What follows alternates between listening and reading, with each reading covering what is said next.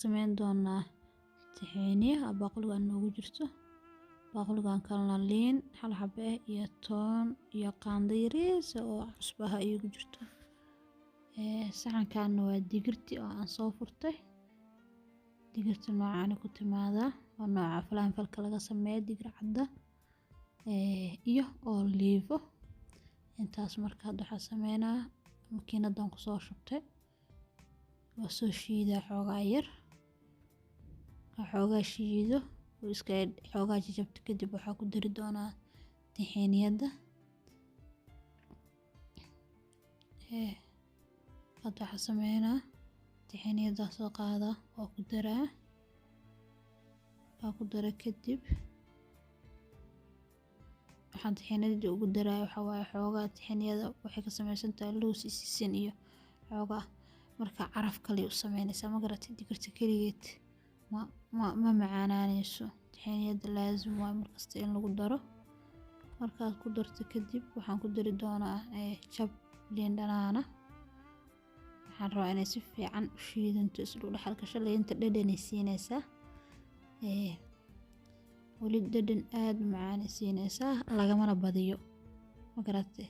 liintaada haddii biyo badan leedahay jaba kaaga filan haddaysan lahaynse halka xabo waa ku wada dari kartaa. marka aan hadda maanta liinta ay taalo waxa waaye xoogaa ma biyo badno saas la ashligeeda halka xabo isticmaali doonaa laakiin hadda jaba isticmaala jabka kala gadaala ka isticmaali doonaa hadduu ilaahay idmo.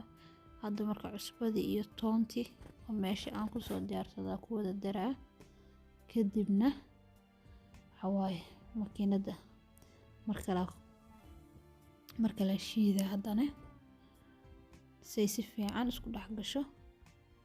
markaan shiido kadib hadda waxa waaye makiinka yaashada xoogaa codkiisa waa idinka xiray sababta idinkaga xiray waxay tahay dhagaha maroono. marka ilaa iyo 5 daqiiqo camal makiinada aan ku shidaa waxa waaye say si fiican isku dhex gasho caddaan u noqoto. marka hore jaale ahayd waa ogeedeen soo maaha. hadda marka way caddaanaysaa markay caddaato oo si fiican isku dhex gasho kadib waa ka dimin doonaa hadduu ilaahay idmo.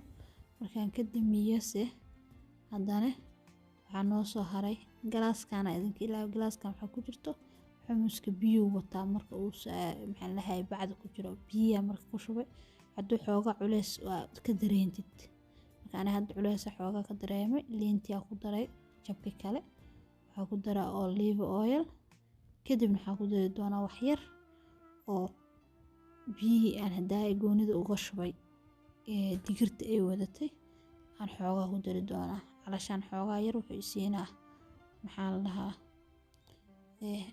in yar waxaan rabaa inaan jilciyo mar saddexaad mashiin ku shida haddana kadib waan isku soo noqonaynaa say noqotaan arkayna insha Allah.